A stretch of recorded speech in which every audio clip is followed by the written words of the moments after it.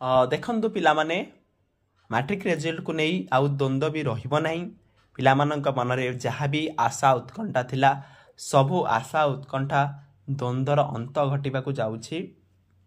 आपण माने जानिथिबे already +2 result date declare सरीछि जे कि मे 26 रे +2 पिलामानकर रिजल्ट आसीबा को जाउछि।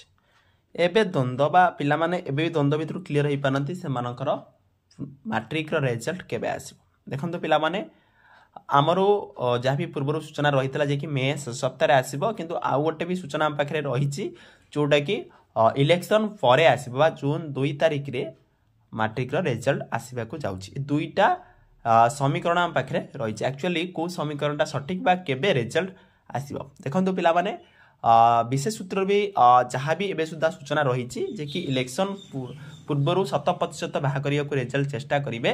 26 रे जेहेतु +2 रिजल्ट आसुछि 28 डेट रे मैट्रिक रिजल्ट आसबार बहुत सारा चांस रही किंतु ऑफिशियली डेट आसीनी।